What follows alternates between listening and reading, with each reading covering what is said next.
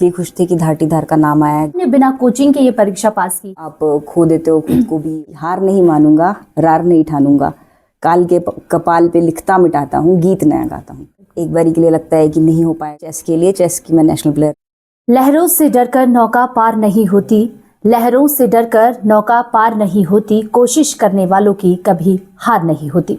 नमस्कार, सबसे तेज खबर में आप सभी का स्वागत है। मैं हूं आप सभी के साथ नीलम ठाकुर और आज हमारे साथ हमारे चैनल पर है जिला सिरमौर के धाटीधार क्षेत्र के कांडू कांसर पंचायत की बेटी, जिन्होंने दूसरे अटेम्प्ट में जो है एचएस परीक्षा पास की है और तहसीलदार बनी है।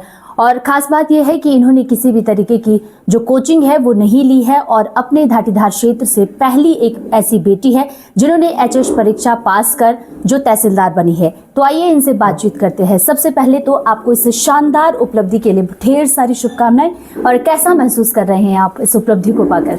सबसे पहले तो थैंक यू सो मच, और बहुत अच्छा लग रहा है, सबको अच्छा लगता है।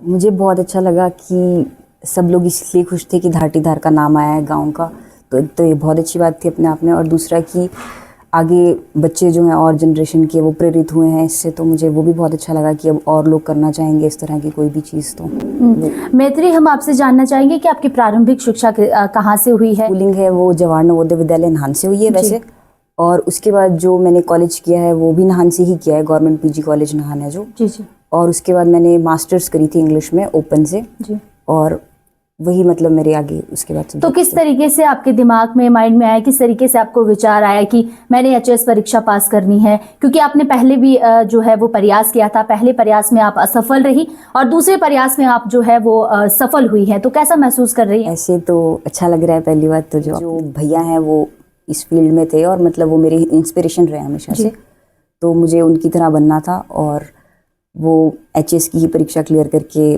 बने हैं, तो फिर वो मेरी इंस्पिरेशन थे, तो हमेशा से मुझे चाहिए था कि मैं उन्हीं की तरह बन सकूं। तो जी, आज की डेट में देखा जाता है कि बहुत ही महंगी कोचिंग सेंटर्स में बच्चे जाते हैं और अच्छी जो है वो कोचिंग लेते हैं। आपने बिना कोचिंग के ये परीक्षा पास की है, तो किस तरीके से ये जो चुनौतियां आपको फेस करनी पड़ी है और किस तरीके से आपने उनको पार किया? मैंने कहा कि मेरे भैया थे, उन्होंने किया एग्जाम, तो कहीं ना कहीं मेरे पास गाइडेंस थी, इसलिए कोचिंग की जरूरत नहीं पड़ी। मतलब ऐसा नहीं है कि कोचिंग सही है या गलत है कुछ भी, क्योंकि कहीं ना कहीं आपको गाइडेंस की ज़रूरत तो होती है। कहीं ना कहीं मतलब जैसे होता था कि बहुत हो ही जाता है, आप खो देते हो खुद को भी, और बिल्कुल एक बारी के लिए लगता है कि नहीं हो पाएगा, पर आपका जो सपोर्ट सिस्टम है वो आपका साथ देता है। और दूसरा ये कि आप खुद की भी इंस्पिरेशन होते हो और खुद को भी आपको समझाना पड़ता है कि करना तो पड़ेगा। बिल्कुल। आज की डेट में मैत्री देखते हैं कि अधिकतर जो बच्चे हैं उन्हें पता ही नहीं होता कि किस तरीके से हमें परीक्षा पास करनी है। उन्हें ये तो पता है कि हमें ये बनना है, वो बनना है, लेकिन उन्हें पता नहीं है कि किताबें कौन सी यूज करनी है, किस तरीके का स्टडी मटेरियल हमें यूज करना है। तो इसके बारे में थोड़ी सी जानकारी आप हमारे युवाओं को दें। मुझे ऐसा लगता है कि वैसे तो जैसे कोचिंग की बात की आपने, तो वहाँ पर सबसे पहली बात तो ये बताते हैं वो लोग। दूसरा, जब आपको सेल्फ स्टडी करनी है तो ये चीज़ हो जाती है कि हमें कहीं जाना होता है और हम उठते हैं और बस चल पड़ते हैं, और कि डायरेक्शनलेस जब भी कहीं जाएंगे तो चल कितना भी लेंगे, मेहनत कितनी भी कर लेंगे, पहुंचेंगे कहीं नहीं। बिल्कुल। तो कहीं ना कहीं हमें चाहिए कि कोई गाइड तो करे ही। वो आपने बिल्कुल सही बात कही है। और उसके लिए जैसे आपने तो मतलब पूरा बुक्स वगैरह पूछ रहे हो, तो उसके लिए तो है कि स्टैंडर्ड बुक्स हैं एचएस की, तो वो तो सभी पढ़ते हैं, पर उसके बियॉन्ड भी आपको एक्चुअली चाहिए होता है कि आपको कोई हो जो आपको मोटिवेट करे। भैया के अलावा परिवार में कौन सा ऐसा सदस्य है जिन्होंने आपको जो है बहुत ज्यादा मोटिवेट किया कि नहीं बेटा, क्योंकि आप पहली परीक्षा में असफल रही, तो सेकंड बार आपको मोटिवेट करने के लिए कौन ऐसा फैमिली मेंबर है जिन्होंने आपको बहुत ज्यादा सपोर्ट किया हो? एक्चुअली मेरी फैमिली तो शुरू से ही सपोर्टिव रही है। मेरी फैमिली ने जो भी मैंने डिसीजंस लिए, इनफैक्ट मास्टर्स करी मैंने, तो उसमें भी मतलब किसी भी डिसीजन में मेरे साथ ही खड़े रही है मेरी फैमिली हमेशा, तो फैमिली का मुझे पूरा सपोर्ट था। इसके साथ ही आप चेस की भी जो है नेशनल प्लेयर रही है, तो कैसे खेल के साथ साथ पढ़ाई आपने की और खेल ने क्या सहयोग आपको इस तैयारी में किया है? चेस के लिए, चेस की मैं नेशनल प्लेयर रही हूँ और 5 टाइम्स मैंने नेशनल खेला है चेस। ये मतलब अच्छी गेम है चेस, ऐसा कुछ नहीं है। एज अ हॉबी मैंने खेली पहले, बाद में मैंने छोड़ भी दी थी इनफैक्ट हॉबी के उसमें भी, क्योंकि पढ़ाई ज़्यादा हो गई थी।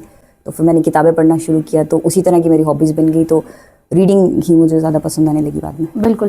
तैयारी के दौरान जो है बहुत ज़्यादा तनाव जो है वो महसूस होता होगा, तो कौन सी ऐसी चीज़ है जो जिससे आपको लगता हो कि यहाँ मैं बिल्कुल सही हो पाई हूँ, या मेरा तनाव जो है यहाँ पर इस तरीके से या इस चीज़ को करने से जो है वो ठीक हो रहा है?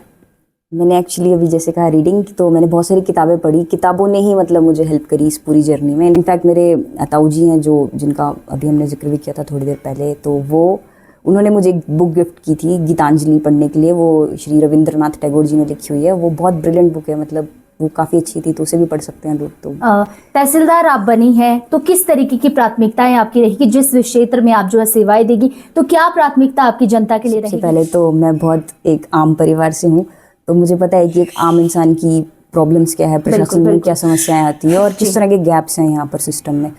तो मेरी प्राथमिकता तो ये रहेगी कि किसी आम इंसान के पर्सपेक्टिव से जब आप जाते हो तो उन्हें वो प्रॉब्लम्स ना है। उसके बाद मेरी खुद से उम्मीदें रहेंगी कि मैं काम बहुत अच्छे से सीखूं और उसे अच्छे से कर पाऊं। और जैसे कि मेरे परिवार ने कहा कि ईमानदारी तो उनके खून में है और बिसाइड्स दैट कि डर किसी चीज़ का नहीं है, तो मुझे चाहिए कि मैं भी बस ऐसे ही करूं कि अपनी जॉब ईमानदारी से कर सकूं। ग्रामीण क्षेत्र से आप आती हैं, धाटीधार क्षेत्र जो है ग्रामीण दूरदराज इलाका है रेणुका विधानसभा क्षेत्र का, तो यहाँ के जो युवा है वो उनको क्या संदेश आप देना चाहेंगी, क्योंकि खुद भी आप एक बार असफल रही हैं, तो जो युवा जो है बार बार असफल रहते हैं उनको किस तरीके का संदेश आप देना चाहेंगे? अब ऐसे यहाँ पर जैसे आपने कहा कि थोड़ा दूर दराज का इलाका है, तो बच्चे यहाँ, जैसे मेरी खुद की स्कूलिंग जवाहर नवोदय विद्यालय नाहन से हुई है, तो बच्चे यहाँ से बाहर की तरफ जा रहे हैं, नाहन की तरफ जाते हैं शिक्षा लेने के लिए और इनफैक्ट कॉलेज के लिए बाहर जाते हैं।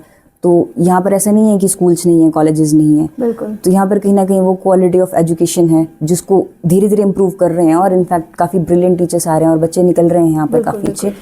तो वो उस इम्प्रूवमेंट के साथ साथ हमें मतलब बच्चों को भी प्रेरित करना होगा कि आप कर सकते हो, अपना गांव छोड़कर बाहर जाना ही ना पड़े, कि वो गांव में ही तैयारी कर सके। और उस सब में जैसे अब ऑनलाइन क्लासेस आ गई हैं और कि वो तैयारी आराम से कर पाएँ किसी भी चीज़ की, जो भी वो करना चाहे लाइफ में। ज़रूरी नहीं है कि कॉम्पिटिटिव एग्जाम्स ही आपके करें। पेरेंट्स ने आपको बहुत ज़्यादा मोटिवेट किया, जब आपका रिजल्ट आया तो किस तरीके का रिएक्शन आपके पेरेंट्स का था? हाँ, मेरे पेरेंट्स तो मुझसे भी ज़्यादा खुश थे और मुझे बहुत अच्छा लगा कि कहीं ना कहीं हर इंसान यही उम्मीद करता है कि वो अपने पेरेंट्स को प्राउड फील करा सके। तो मुझे ये देखने को मिला कि मेरे पेरेंट्स को एक्चुअली मैंने प्राउड फील करा दिया, तो मुझे अच्छा लगा काफ़ी। बिल्कुल, आपके पेरेंट्स ने जिस तरीके से आपका साथ दिया, तो अब बाकी पेरेंट्स को आप किस तरीके से मैसेज देना चाहेंगे कि आप अपने बच्चों को किस तरीके से सपोर्ट करें, या फ़ोन से जो है किस तरीके से दूर रखें, या फ़ोन का जो है सही इस्तेमाल किस तरीके से करना है, इस चीज़ को लेकर आप पेरेंट्स को क्या मैसेज देना चाहेंगे? पेरेंट्स ने मुझ पर ज़्यादा रिस्ट्रिक्शंस रखी नहीं, तो परहैप्स इसीलिए भी मुझे ऐसा लगा कि नहीं, मेरी रिस्पॉन्सिबिलिटी बनती है कहीं ना कहीं मॉरली और एथिकली कि मैं भी सब कुछ सही करूं। पर कुछ केसेस में ऐसा होता है कि पेरेंट्स को रिस्ट्रिक्ट करना होता है और करना भी चाहिए। अपने बच्चों को सपोर्ट करें। इनफैक्ट मतलब कुछ डिसीजंस होते हैं जो आप बच्चों को गलत लगे पर आपको लेने पड़ते हैं, पर बच्चों पे किसी भी तरह के प्रेशर्स ना हो अनड्यू, और उन्हें आपका पूरा सपोर्ट मिले। उन्हें कभी ये ना लगे कि कोई भी परेशानी आए तो मैं किसे बताऊं, उन्हें पता हो कि मेरे माँ बाप मेरे साथ। बेहतरीन, एक और प्रश्न मैं आपसे पूछना चाहूंगी, आप धाटीधार क्षेत्र ग्रामीण इलाके से आती हैं और किस तरीके से मोटिवेट आप यहाँ की लड़कियों को करना चाहेंगी, क्योंकि आप पहली लड़की है जिन्होंने HS परीक्षा पास की और धाटीधार क्षेत्र से आप आती हैं। यहाँ के सभी बच्चों के लिए इनफैक्ट मेरा यही संदेश होगा कि ज़्यादातर यहाँ पर, जैसे भी मैंने कहा भी कि काफ़ी इम्प्रूवमेंट हो रही है स्कूल्स में, एजुकेशन सिस्टम्स में, तो बच्चे कहीं ना कहीं इंस्पायर्ड है कि वो शिक्षा से रिलेटेड इंस्टीट्यूट्स में आना चाहते हैं, एजुकेशन वाली फील्ड्स में जा रहे हैं। जैसे टेस्ट भी इनफैक्ट वो वहीं के क्लियर कर रहे हैं, तो उन्हें कहीं ना कहीं मतलब अपना सोच का होराइजन बदलने की ज़रूरत है। उन्हें थोड़ी सी डाइवर्सिफिकेशन की ज़रूरत है कि वो और चीज़ों में भी आगे बढ़ सकते हैं। आपको हार नहीं माननी है। बेसिकली मेरी भी इनफैक्ट बहुत सारी सिचुएशंस ऐसी रही थी जब मुझे लगा था कि अब नहीं बहुत मुश्किल है और नहीं हो पाएगा। तो एक अटल बिहारी वाजपेयी जी की कविता थी जो बेसिकली मैंने बहुत सुनी इनफैक्ट, तो वो थी कि हार नहीं मानूंगा, रार नहीं ठानूंगा, काल के कपाल पे लिखता मिटाता हूँ, गीत नया गाता हूँ। तो बेसिकली हार नहीं माननी चाहिए कभी भी। बिल्कुल, बहुत बहुत धन्यवाद मैत्री हमसे जुड़ने के लिए। पुनः आपको बहुत बहुत बधाई, इस मुकाम को हासिल आपने किया है। तो ये थी हमारे साथ धाटीधार क्षेत्र के कांडो कांसर की मैत्री शर्मा।